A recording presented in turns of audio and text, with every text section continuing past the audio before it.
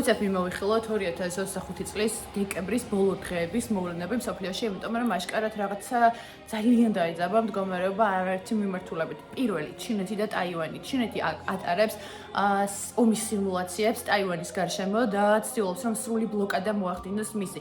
ეს არ არის უბრალოდ წვრთნები, რომელსაც ისინი ხშირად ახორციელებენ ხოლმე, შესაძლოა წელიწადში ერთხელ, წელიწადში რამდენჯერმე. ეს არის პირდაპირ ბლოკირების მცდელობა, როდესაც ოთხივე მხრიდან განსაკუთრებით გაძლიერებულია ჩრდილოეთის არ ვიცი რა არის. ჩრდილოეთისა და სამხრეთის მიმართულება, სადაც ისინი იმყოფებიან განსაკუთრებით დიდი რაოდენობით წარმოდგენილები, ჩინეთთან შეერაღებას გულისხმობ და გარკვეული გამოწვევები ახლავს ამ მოვლენებს თან. თანაც აქ როგორც ისიც არ არის მხოლოდ ჩინეთისა და ტაივანის საკითხი, მხოლოდ არ არის ის, რომ ჩინეთი აღიდგენს თუ არა ტერიტორიულ მთლიანობას, ამაზე არ არის საუბარი. აქ არის ასევე საუბარი იმაზე, რომ საერთაშორისო დონეზე უდიდესი გამოწვევები ახლავს ამ საკითხებს თან.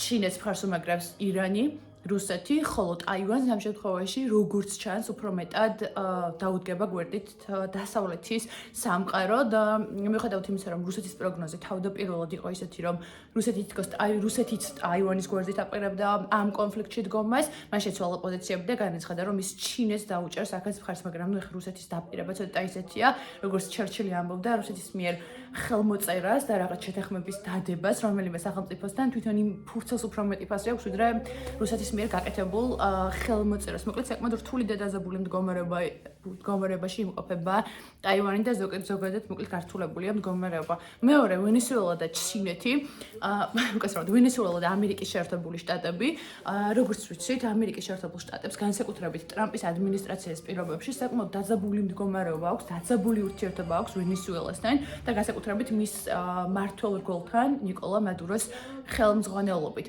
ჩვენ ვიცით, რომ მათ განსაკუთრებული ბრძოლა დაიწყეს ნარკოტრაფიკის საწინააღმდეგოდ, რაც სავარაუდოდ რეალობაში ესაბამება და მართლაც დიდი ნაწილი შემოდის ნარკოტიკების ვენესუელიდან, თუმცა ეს არ არის ერთადერთი მიზეზი. ჩვენ როგორც ვიცით, ვენესუელა არის უდიდრესი ბუნებრივი რესურსით და შესაბამისად ამერიკის შეერთებულ შტატებს აქვს საკუთარი ინტერესები, მან დააწესა ტარიფები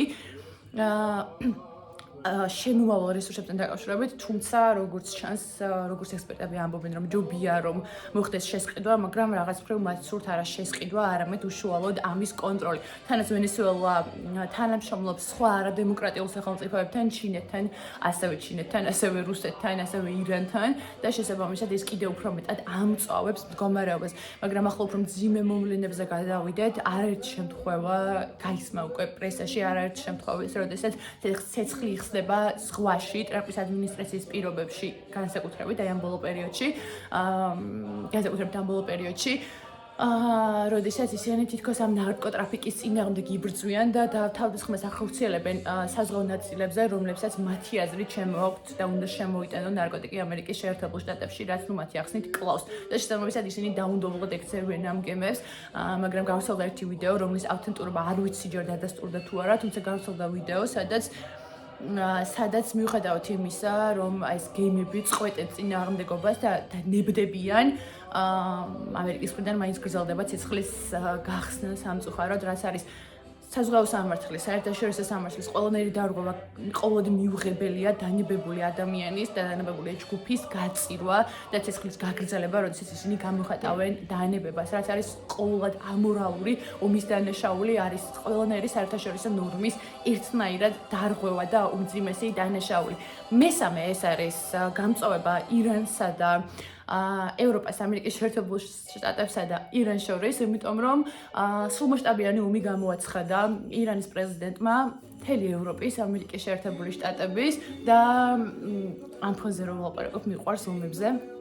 გამოუცხადა, მათ განაცხადეს, რომ აი ამ ჩამოთვლილ პოლიტიკურ ერთეულებს, ანუ ნახევარ სამყაროს გავლენიან პოლიტიკურ ერთეულებს არ სურთ ირანის სარგებლობა და ირანი ამას არ შეეგუება და რომ აუცილებლად იქნება ომი, ოღონდ ეს არ იქნება ისეთი სუსტი ომი, როგორიც ეს იყო მაგალითად ივლისში, ცხელი კონფლიქტი, რომელიც ძალიან მალე გადაიჭრა. ისინი ამბობენ, რომ ირანი ახლა განსაკუთრებით ძლიერია. და ისინი აკეთებენ პროგნოზს, რომ ეს გაცილებით უფრო დიდი ომი იქნება, ვიდრე ეს იყო ირანსა და ერაყს შორის და საკმაოდ ისე დამამძიმებელ პროგნოზებს აკეთებენ. თუმცა ვნახოთ, რა გაარისკავენ ამასთან დაკავშირებით საკმაოდ კომპლექსური საკითხია და უნდა დავაკვირდეთ მოვლენების გამწვავებას. იმედი ვიქონიათ, რომ დღეს არის 2025 წლის 31 დეკემბერი და იმედი ვიქონიათ, რომ 12 საათამდე მაინც არ დაიწყება ახალი ომი და უკვე წელს მერამდენით გავდივართ მესამე მსოფლიო ომის ზღვარზე. ვეღარ ვთვლით ულამაზეს, უმშვენიერეს 2026 წელს გისურვებთ ყველას და გისურვებთ, რომ მომავალ წელს გამთლიანებულ და გამწყნებულ საქართველოში და მსოფლიოში, რა თქმა უნდა, გვეცხოვროს.